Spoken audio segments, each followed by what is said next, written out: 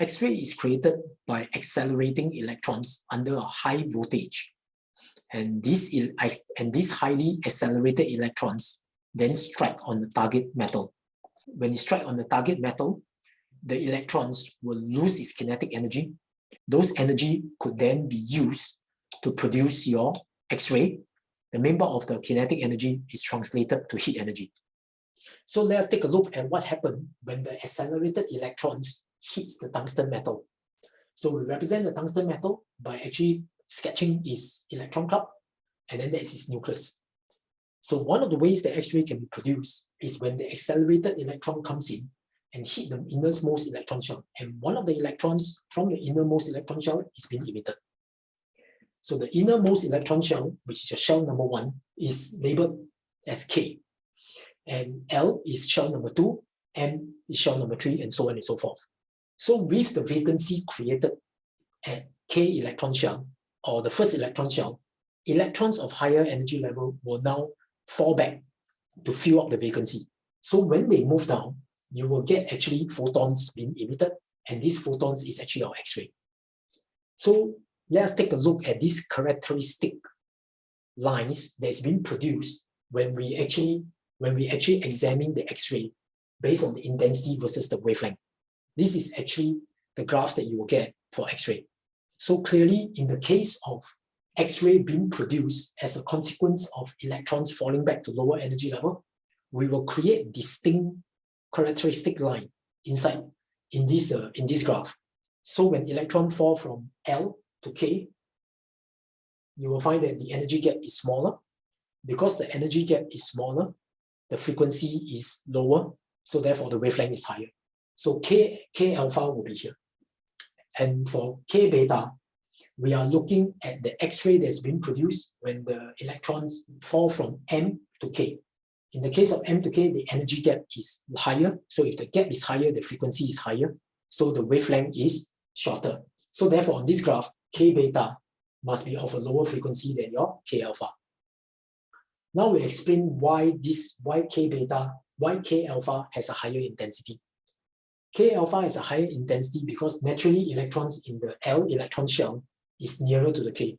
There's actually a higher likeliness that electrons from L will fall to K rather than from M to fall to K. So depending on the type of target metals, some target metals may also give characteristic L lines. It's what we have explained earlier, is how characteristic X-ray lines are actually being formed. Specifically in this case, we were explaining how we get the K lines. Now we'll take a look at the L lines. Depending on the type of target metal that you have, some of them may not have the L lines. But if the L lines is asked in the exam, it is no different from the way that we approach and explain the K lines. The only difference is that now the accelerated electrons, instead of colliding the electrons from the innermost electron shell, it collides with electrons in the L shell, which is actually the shell number 2. So in this case, electron from the shell number 2 is emitted. Similarly, it will create vacancy in this L electron shell. And electrons now from higher energy level, which is the 3rd and the 4th electron energy level, will then move in to occupy that vacancy. So in the process of doing that, again, X-ray will be produced. So in this case itself, for L alpha, you will find the energy gap is smaller. Because the energy gap is smaller, the frequency is lower, so the wavelength is higher. So you can see L alpha, again, the same thing, is of a higher wavelength than L beta. Certainly, the L lines must be actually on this side because based on understanding of emission spectrum, we know that the energy gap of all these is significantly higher than this. Okay?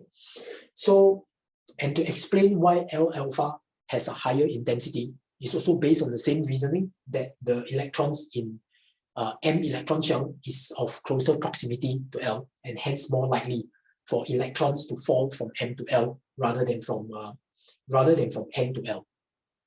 Now we have to explain the continuous spectrum for X-ray, which you observe in this graph.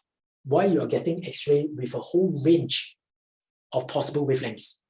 The reason is because the accelerated electrons now has collided with the nucleus. And as a consequence, the energy level at the nucleus varies. So when the accelerated electrons collided with it, it is rapidly being decelerated. And the loss in kinetic energy will result in the nucleus getting excited.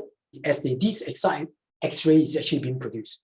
What's important is to take note, the accelerated electrons that interact with the nucleus will lose a fraction of its Ke. So there's a whole range of possible values that it could lose, resulting in a whole range of wavelength and frequencies to be released. And hence, that's the reason why it is actually a continuous spectrum. Finally, it's important to note that there's actually a minimum wavelength before you observe any X-ray. The reason is because we're basing on the assumption that 100% of the kinetic energy of the accelerated electron is all translated to the energy of a photon, which is actually then released as an X-ray.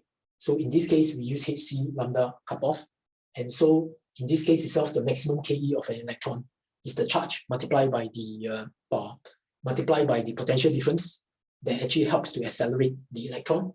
And therefore, this is actually the expression. And therefore, from here, we can actually calculate the lambda cutoff. Okay, finally, let's take a look at the difference between X-ray spectrum and light emission spectrum of an atom. So both types of spectrum are both emission. Specifically, for X-ray, you have continuous as well as characteristic sharp peaks or lines. But in the case of line emission, you just have lines. X-ray spectrum is actually caused by accelerated electrons on target metals, while in the case of line emission spectrum, we typically use heat or electrical excitation of electrons to cause emission. X-ray is produced by electrons that move from higher to lower energy level, or you de-accelerate the electron where the electron lost part of its Ke when interacting with the nuclei, thereby generating photons. A light emission spectrum, however, is produced by electron moving from higher to lower energy level. Finally, X-ray spectrum provides the evidence that supports particle theory, as electron behave as a particle during electron collision, while light emission spectrum supports that energy level in an atom are discrete. So what happens when we decide to change the operating voltage in accelerating the electrons? If we decide to decrease the voltage in accelerating the electron, then the wavelength lambda naught will increase. There will be no change to the characteristic X-ray lines, K alpha and K beta, because those are governed by the type of target metal that you use. So if we decide to change the target metal, then we will find that the X-ray line will now have to change, because the energy levels between the K and L and the energy levels between the K and M will actually differ from metals to metals. The general shape of the continuous spectrum will remain the same.